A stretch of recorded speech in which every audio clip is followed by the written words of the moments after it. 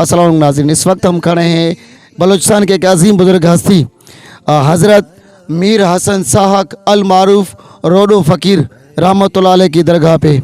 ये अजीम बुज़ुर्ग हस्ती दौर कलंदर दौर गौस बाउल हक ज़िक्रिया के हस्ती हैं, जो तकरीबन अव्वल चाकर खान डोमकी के ये चाचा भी हैं। इस अजीम बुज़ुर्ग हस्ती की दरगाह बलूचिस्तान के शहर लेहड़ी से कुछ किलोमीटर आगे एक गांव है, वहाँ पे इस अजीम बुज़ुर्ग हस्ती की दरगाह है। इस अजीम बुज़ुर्ग हस्ती के बारे में बहुत सी कहानियाँ वाबस्ता हैं जो हमें यहाँ पे मौजूद खलीफा सुल्तान फ़कीर ने बताई हैं। तो सुल्तान फ़कीर भी हमारे साथ हैं। तो आज इसने जो हमें इस अजीम बुज़ुर्ग हस्ती के बारे में बताए वो भी मैं आप दोस्तों को साथ पेश नज़र करता हूँ। और इस सफ़र में हमारे साथ जो हमारे गाइड और रहनुमा बन के आए मोहतरम साईं हज़रत शफ़ी मोहम्मद उपासी सरकार जो हमें यहाँ लेकर आए।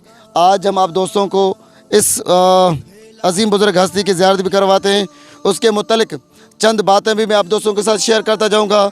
दरगाह की हम ज़ियारत भी करते हैं और साथ साथ उसके मुतल्लिक जो हमें फ़कीर से ने मालूमात बताई है वो भी मैं आप दोस्तों के साथ शेयर करता हूँ। तो चलिए पहले हम ज़ियारत भी करते हैं और हमारे साथ यहाँ के दोस्त और उनके कबीले से वाबस्ता मुरीदीन भी मौजूद हैं जो हमें यहाँ की अब ज़ियारत भी करवाएंगे आप दोस्तों को भी, और इसके बारे में हम आपको मालूमात पेश करते हैं। तो चलिए हमारे साथ।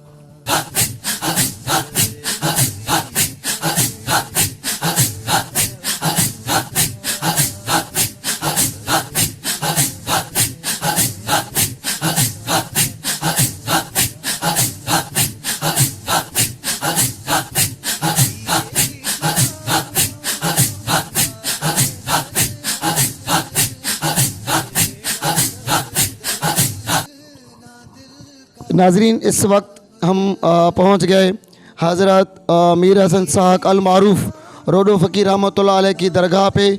ये अजीम बुज़ुर्ग हस्ती हैं। सबसे पहले तो हम दुआ पढ़ें ताकि आपको और हमें भी सवाब मैसर हो।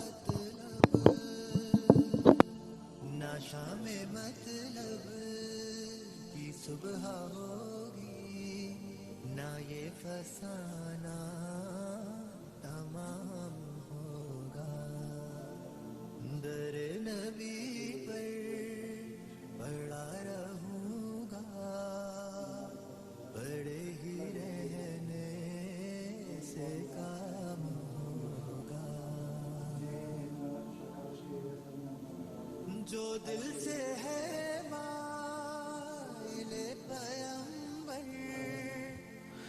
तो ये अजीम बुज़ुर्ग हस्ती हज़रत मीर हसन सरकार रहमतुल्लाह अलैह और ये उनकी दुख्तर हैं, बेटी साहबा हैं, ये उनकी मज़ार है। तो हज़रत के बारे में ये कहा जाता है कि आप असल जो मुरीद थे, हिदायत तलकीन थे, वो गौस बाउल ज़िक्रिया के थे। कुछ अर्सा उसके बाद आप रहने के बाद आपको अपने मुर्शिद ने हुक्म दिया कि आप जाएं सेवन सरकार। वहाँ पे मेरे दोस्त एक अजीम बुज़ुर्ग हस्ती हज़रत उस्मान मरवंदी लाल शहबाज कलंदर वो आएंगे, उनके आपके दस्तावेज़ मुरीद भी होना है और उनकी खिदमत भी करनी है। तो ये हज़रत वहाँ से रवाना हुए सेवन, जहाँ पे हज़रत लाल शहबाज कलंदर भी आ गए तो उनकी खिदमत में खिदमत करने लगे। खिदमत करते रहे। वहाँ पे पानी के मटके, वो पानी के जो मटके होते थे वो पत्थरों से बने होते थे जो सख्त और भारी वज़नी भी होते थे। जिसके बाद आप वो मटके अपने कंधों पे उठाते थे। कंधों पे उठाने के बाद आपके कंधों पे इतने ज़ख़म हो गए कि कीड़े आपके कंधों में पड़ गए। तो फिर आपने वो जो मटके थे वो अपने सर पे उठा के पानी भरते थे कलंदर शहबाज के मुरीदीन के लिए। तो ये हुआ, मटका उठाने से आपके मुकम्मल बाल वो झड़ गए, जिसकी वजह से कलंदर लाल शहबाज सरकार ने आपको रोडो का लक़ब दिया कि रोडो फ़कीर हो तुम, क्योंकि उसके मुकम्मल बाल झड़ जाने की वजह से, मटके उठाने की वजह से। फिर यूँ हुआ, कुछ अरसे के बाद सेवन की ज़मीन पे एक मूसलाधार बारिश हुई। इतनी बारिश हुई जो लकड़ियों की इतनी कमी हो गई कि मुरीदीन के लिए या वहाँ पे जो लंगर चलता था उनके लिए खाना पकाना बहुत ही मुश्किल हो गया। तो कलंदर शहबाज ने हुक्म दिया सबको कि जाओ भाई लकड़ियाँ लेकर आओ तो मुरीदीन के लिए हम खाना बनाएं। तो सारे मुरीदीन फैल गए जो उस वक्त के फ़ुकरा थे। ये अजीम बुजुर्ग हस्ती अपनी रूहानी पावर से बादलों के ऊपर परवाज़ करते हुए इस ज़मीन पे लेहड़ी इलाके की ज़मीन पे पहुँचे। यहाँ से उसने लकड़ियाँ जमा की, उनको बांधा, वही बंडल उठा के अपनी रूहानी पावर से बादलों के ऊपर परवाज़ करते सेवन पहुँचे। जब सब मुरीदीन ने वहाँ पे लकड़ियाँ रखी तो सबकी लकड़ियाँ गीली थी, सिर्फ एक ही फ़कीर की लकड़ियाँ जो है सूखी हुई थी। तो कलंदर शाहबाज हैरान हो गए, भाई ये जो सूखी लकड़ियाँ हैं ये किसकी हैं? सबकी लकड़ियाँ तो गीली हैं। तो दूसरे मुरीदी ने बताया कि ये आपके रोडू फ़कीर ने जो है ना लकड़ियाँ लेकर आए हैं। तो उससे पूछे लगने, फ़कीर बोला बताओ ये लकड़ियाँ तुम कहाँ से लाए? बोले सही आपका हुक्म हुआ तो मैं आपकी दुआ के और फैज़ से बादलों के ऊपर सफ़र करता अपने गांव आया और यहाँ से लकड़ियाँ उठा के आपकी खिदमत पे लेके आया। तो उसकी ये पावर देके कलंदर सरकार बहुत खुश हुए और उसे हुक्म किया कि भाई अभी अब जाओ, वापस अपने उस इलाके में जाके लोगों को हिदायत करो, उनको तलकीन करो, उनको सिरात मुस्तकीम के रास्ते पे लाओ। आज के बाद उस इलाके के तुम कलंदर हो, जिसको ये लक़ब भी देने वाले खुद कलंदर की ज़ात है।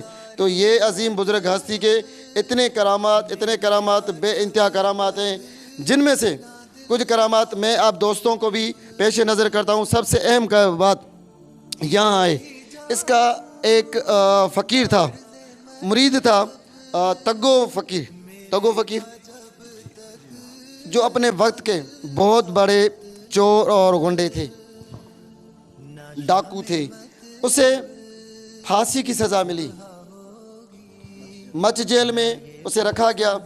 तो दिन रात ये अपने मुर्शिद को, मतलब इस फ़कीर को याद करते थे कि एक रात यूं हुआ कि एक रूहानी चेहरा उसके सामने आता है और उसे कहता है कि भागो। उस वक्त ये डंडे बेड़ियाँ आप इसे देखें, ये उसी वक्त की हैं, उस तगो डाकू की हैं जो उसके हाथ पाँव में लगी हुई थी। ये आप देख सकते हैं, ये उसको हाथ पाँव में जो बेड़ियाँ लगी हुई थी, एक रूहानी चेहरा। ये अजीम बुजुर्ग हस्ती रोडू फ़कीर उसके सामने आए, उसे कहा कि जाओ बस आज से तुम आज़ाद हो। बोले सही बाहर तो सख्त पुलिस का पहरा हुआ है, इतनी बड़ी जेल की दीवारें हैं। बोले यहाँ से तुम रवाना हो, कोई भी तुम्हारे रास्ते में नहीं। जब वो चोर जो इस अजीम बुजुर्ग हस्ती को दिल से याद करता था, वहाँ से निकलते से किसी ने भी नहीं देखा। जेल से निकल के यहाँ तक पहुँचे, फिर यहाँ पे उसने अपनी डंडे और बेड़ियाँ तोड़ के यहाँ पे सबूत के तो रख दिया, ये साबित करने के लिए कि मेरा मुर्शिद कामिल वली है। बिल्कुल जिसने अपने मुर्शिद पे यकीन रखा उसके बेड़े पार हैं। तो दूसरा यहाँ पे जो मुरीदीन आते हैं, ईमान, उनका ईमान यही है कि बैसाखियों पे चल के आते हैं। यहाँ पे 1 दिन 2 दिन 3 दिन रहने के बाद अल्लाह तबारक व तआला उन्हें शफ़ा कामिला आयज़ा पर फरमाते हैं। उसके बाद ये आप लोग देख सकते हैं कि वो अपनी ये बैसाखियाँ यहाँ पे फेंक के चले जाते हैं। इन बैसाखियों के सहारे वो यहाँ पे आते हैं और इस अजीम बुजुर्ग हस्ती के दुआ के सदके वो अपने पाँव पे खुद चल के घर जाते हैं। और दूसरी हम करामत इस फ़कीर से पूछेंगे ये क्या है? ये रोटी पत्थर की बलोच बनाते हैं, वो चोरी की है। चोर ने किसी ने संगतों से बदनीति की, वो पत्थर बन गया। ये वो रोटी है? रोटी है, पत्थर वाली बलोच पकाते हैं। अच्छा, ये वो रोटी बता रहे हैं कि वक्त ज़माना में लोग पत्थरों के जो है ना रोटी बनाते थे, पत्थरों के ऊपर रोटी बनाते थे। अच्छा, ये भी रोटी थी, ये पत्थर फिर कैसे बन गई? संगतों से उन्हें चोरी किया था, अच्छा, बदनीति की, अच्छा, फिर घर ले जाऊंगा या फिर दूसरे को दूंगा। अच्छा। ये फ़कीर के कहने मुताबिक ये एक रोटी है, ये वो रोटी है जो यहाँ पे कुछ दोस्त आए, उन्होंने बनाई, रोटी बनाई अपनी। तो उनमें से एक ने दिल में बेईमानी पैदा, कहा कि ये रोटी मैं छुपा लूँ और अपने घर में जाके अपने बच्चों को खुद खाऊँ, दोस्तों को न खिलाऊँ। तो यहाँ से उसने बदनीयती की। तो इस फ़कीर की दुआ की करामत से वो रोटी तो घर ले जा नहीं सका, वो रोटी ये पत्थर बन गई। ये आप लोग देख सकते हैं। और ये क्या है फ़कीर सिंह? शहद है। इधर होती थी, अच्छा, फिर बंदों ने बेचना शुरू किया, फिर पत्थर बन गई।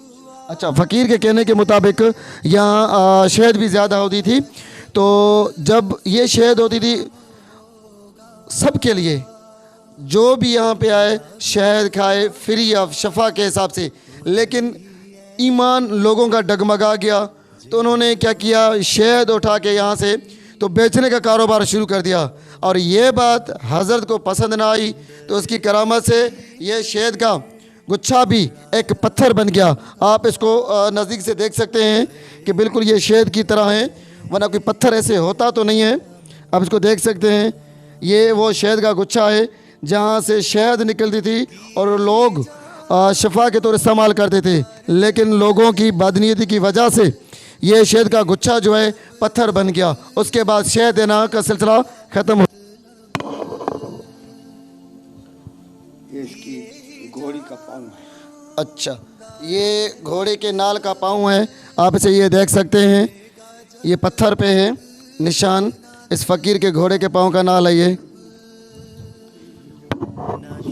और कुछ फ़कीर आप हमें बताना चाहते हैं?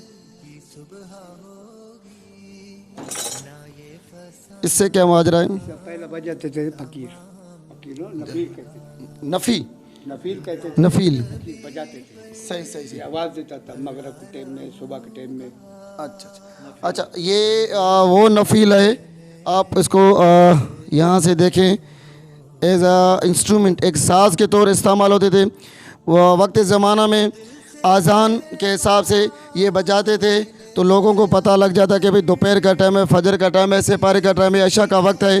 तो इसकी आवाज़ जो दूर दराज तक आज़ान की जहाँ पे आवाज़ नहीं पहुँचती थी तो इस नफील की आवाज़ वहाँ पे पहुँच जाती थी और लोगों को पता लग जाता था कि अभी नमाज का वक्त हो गया है। ये वो नफील एक जानवर का सींग है, लेकिन बतौर नफील ये इस्तेमाल होता था। यहाँ पे एक तस्बीह भी है फ़कीर साईं की, वो भी। अच्छा, ये वो तस्बीह है जो फ़कीर साईं अपने गले में डाल घूमते थे और इसका जिक्र भी करते रहते थे। हम पहन के देखें इसे, माशाल्लाह। अल्लाह वालों का तो अपना ही कहना है। ये दोस्तों को मैं इस तस्बीह की ज़ियारत करवाता जाऊं जो फ़कीर साईं ज़्यादा इस पे ज़िक्र खुदा किया करते थे और अपने गले में डाल के ये जो है ना घुमा करते थे। ये वो तस्बीह है। और ये असा मुबारक देखें जो फ़कीर ज़्यादा तौर पे उठा के घूमते थे। ये आपके नज़दीक में कैमरे को लाता हूँ, आप इसे देखें। ये वो असा मुबारक है फ़कीर साईं का जो अपने साथ रखा करते थे। सुभान अल्लाह। उम्मीद करते हैं। तो चलिए हम कुछ और जगहों पे, एक और भी बलोचों में रवायत है, वो ये कि एक उम्मीद और मन्नत के तौर पे जब इनकी दुआओं से अल्लाह तबारक व तआला उसे बेटा या बेटी दे तो यहाँ पे एक रवाज होती है, वो कुछ बाल छोड़ देते हैं, सिंधी में उसे हम चग कहते हैं। तो उनकी एक मन्नत होती है, जब बच्चा 5 साल 6 साल या 7 साल का हो जाता है तो कोई हलाल जानवर वो लेकर आते हैं, बकरी हो, भैंस हो या बैल हो, वो लेकर आते हैं इस फ़कीर की दरगाह पे। वहाँ पे वो ज़बा करते हैं और नज़र तौर पेश करते हैं। तो हम उस वक्त जगह पे भी चलते हैं जहाँ पे ये रस्म अदा की जाती है या मन्नत अदा की जाती है। तो मैं आप दोस्तों को वो भी दिखाने चलता हूँ। और इस वक्त हम चल रहे हैं एक हिंदू की कब्र पे जो साईं से बहुत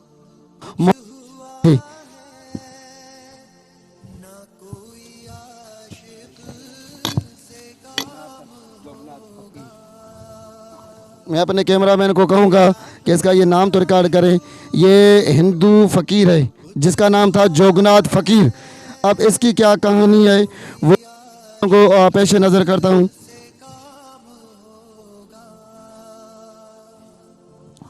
हिंदू वठी विया मरण जे टाइम में, उते विया, हे जऊं दम ॾिनो हिनी खणी ॾाग ते काठियूं लकड़ियूं रखे आग ॾियणु लॻा, आग न ॿरे, घासलेट विझनि, कुझु बि करनि, आग न लॻी। त तारीख़ में चवनि था त दरवेश उते उथी वेही रहियो आहे। उन्हनि हिंदुनि खे पंहिंजनि खे चवणु लॻो आहे मां तव्हांजो न आहियां, मां जंहिंजो आहियां मूंखे उन वटि पहुचाओ। हिन पीर जी मोहबत में हिनखे आग बि न लॻी, पोइ हिते अची पहुचायो। जोगनाथ फ़कीर ये वो फ़कीर हैं इस अजीम बुजुर्ग हस्ती के ये वफात पा गए अपने शहर में, तो जैसे हिंदुओं की रस्म होती है कि उसे जलाया जाता है। जब उसे शमशान ले गए, जलाने लगे, तो लकड़ियों को आग नहीं लग रही थी। बहुत कोशिश के बावजूद भी लकड़ियों को आग नहीं लग रही थी। इतने में ये फ़कीर उठ और बोलने लगे कि बोले मैं आप लोगों का नहीं हूँ, मैं अपने मुर्शिद का हूँ, मैं जिसका हूँ मुझे वहाँ ले जाके दफनाओ और मुझे आग नहीं लगेगी।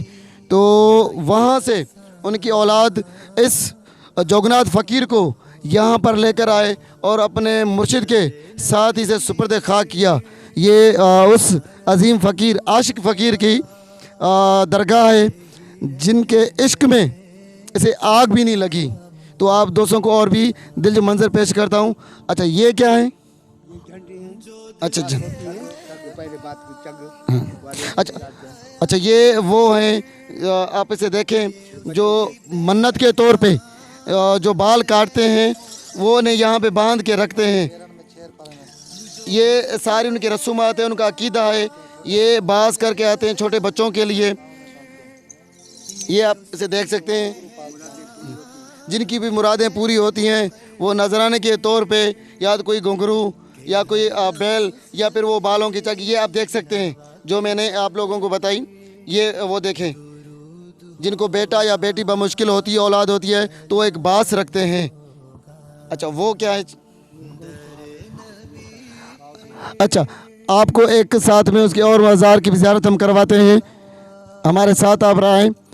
ये गौस के जो मुर्शिद हैं, आए मैं आप दोस्तों की भी ज़ियारत करवाता हूँ। अच्छा ये ज़करिया गौसुद्दीन बहावत के ये पोते भी हैं, हाफिज़ कुरान भी हैं जो शहीद हो गए थे। अब से देखें, हम दुआ भी यहाँ पे फातिहा भी पढ़ेंगे कि अल्लाह तबारक व तआला उस फातिहा का सवाब हमें आप सबको दे। साईं को गुजारिश करेंगे फातिहा पढ़ें।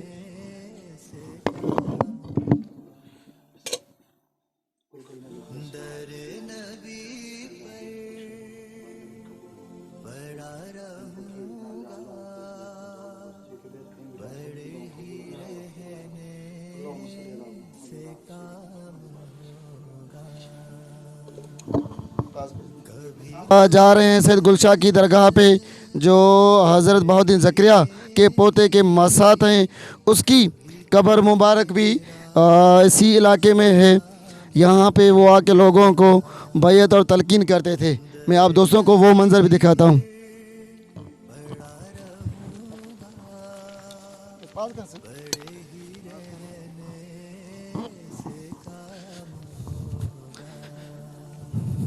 ये ओले अल्लाह किस तरह दूर दराज इलाकों में, पहाड़ी इलाकों में बैठ के लोगों को सिरात मुस्तकीम का दर्ज देते थे, तौहीद का दर्ज देते थे।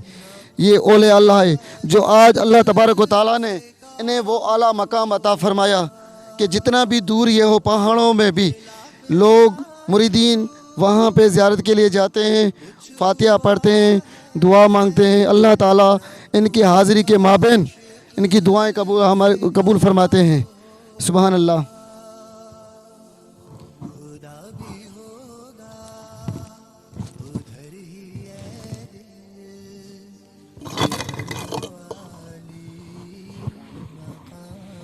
अच्छा इसके बारे में हम फ़कीर से जानेंगे। ये हज़रत बहाउद्दीन ज़करिया के पोते के मसात हैं, तो कुछ इनके बारे में हम फ़कीर से जानने की कोशिश करेंगे कि इसका क्या और क्या करामात हैं। जी फ़कीर सही। इसका यही था, उसी ज़माने में पीर के वक्त में मुरीदों के साथ आता था, जंगी होती थी तरारों के साथ। ये इधर शहीद हो गए थे, उनके मुर्शिद मुरीदों के साथ होते थे। शहीद हो गया, फिर इसी ने बोला भाई मैं जब तक इधर हूँ मैं रहूँगा, जाऊँगा, मुल्तान तक पहुँचूँगा, एक एक फुट साल में बड़ा हो जाऊँगा। इसी से बाद में फिर वो आए मुल्तान से, इधर खैराता की, इनको आजिज़ी की भाई अपना फ़ैसला बदल दो, ओ इधर रुक जाओ, कोई भी किसी भी टाइम में कोई पीछे बंदे इसको आपको नहीं संभाल सकते। वो फिर इसी ने बोला हमारा खलीफा है, यही मौजूदा है, हमारे खलीफे के ऊपर शाही बंद के दम घुट के 7 फेरियां दे, उनका सवाल पूरा हो जाएगा। सुभान अल्लाह। एक दिलचस्प कहानी कि ये हज़रत जंगें भी करते थे, दीन इस्लाम के लड़ते थे कबल शहादत।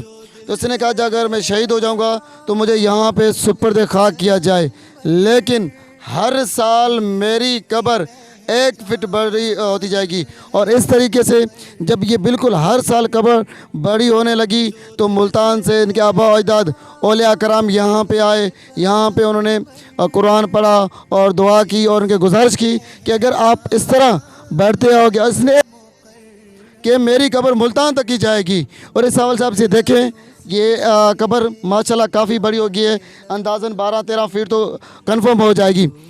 फिर ये कब्र जहाँ पे रुकी, यहाँ पे रुकी, आगे बढ़ना बंद हो गया। लेकिन उसने वक्त के कामिल वलियों को ये भी कहा कि अब लोगों का एक अकीदा है कि मानना है कि उसके मुरीद की एक कब्र है, वो भी मैं आप दोस्तों को दिखाता हूँ। अगर किसी की कोई मुराद हो, मन्नत हो या दुआ हो कबूल के हसूल के लिए, उसके इर्द गिर्द 7 अल्लाह के फजल हो जाएगी, उसकी जो मन्नत है या मुराद है वो पूरी होगी। मैं आप दोस्तों को खलीफे की कब्र की तरफ ले जाता हूँ, जिसके एक सांस में सांस बंद करके ये वो कब्र है। अच्छा, ये वो कब्र, खलीफे का नाम क्या है? खलीफे का नाम अली हसन। अच्छा, अली हसन खलीफा साईं का बहुत प्यारा खलीफा है। इसके कहने के मुताबिक कि अगर हम इस दायरे में 7 चक्कर एक ही सांस में पूरा करें, जो की मुराद होगी वो उसकी पूरी होगी। ये उसके खलीफे की कब्र आप देखें। अब एक नज़र मैं आप दोस्तों को इन पहाड़ों की तरफ लेके जाता हूँ। ये सारे पहाड़ों की तरफ नज़र देखें, जहाँ तक आपकी नज़र वहाँ तक आपको पहाड़ का एक वीराना नज़र आएगा। अगर हम तारीख के औरा को देखें तो शायद पहले न कोई आबादी, न फसल, न कुछ, फिर भी ये अजीम बुज़ुर्ग हस्तियाँ यहाँ पे आए और इबादत की और अपने रब को राज़ी किया, हिदायत तलकीन करते रहे, सिराते मुस्तकीम का रास्ता दिखाते रहे। कोई शक नहीं है, जो सिराते मुस्तकीम के रास्ते पे चलते हैं, जो तौहीद के रास्ते पे चलते हैं, जो अल्लाह की पे चलते हैं, अल्लाह उन्हें आला मकाम अता फरमाता है। ये इसके साफ़ और वाज़िया मिसालें हैं। आप ये देखें मंज़र, ये आप देख रहे हैं किस तरह ये मैदानों में आए। सो मेरी दोस्तों से ये गुजारिश है कि ओले अल्लाह से मोहब्बत करें, अल्लाह से इश्क करें। हमारा मकसद इस दुनिया में क्या है? अपने रब से इश्क करना।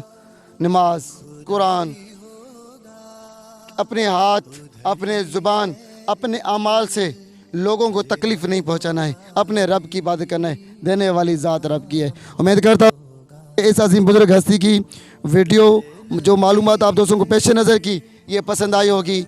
अपने दोस्त सिकंदर अली मार को इजाज़त दें और दोस्तों को गुजारिश है कि अगर मेरे ये वीडियो, ये मालूमात, ये दिलचस्प मनाजिर आप दोस्तों को पसंद आए तो मेरे चैनल मेरी आस टीवी को सब्सक्राइब करें, लाइक करें, कमेंट करें, शेयर करें और ऐसे ही उन अजीम बुजुर्ग हस्तियों की ज़ियारत और उनके बारे में जो मालूमात मैसर होगी वो भी मैं आप दोस्तों का पेश नज़र करता हूँ। अपने मेज़बान सिकंदर अली मार को इजाज़त दें। शुक्रिया।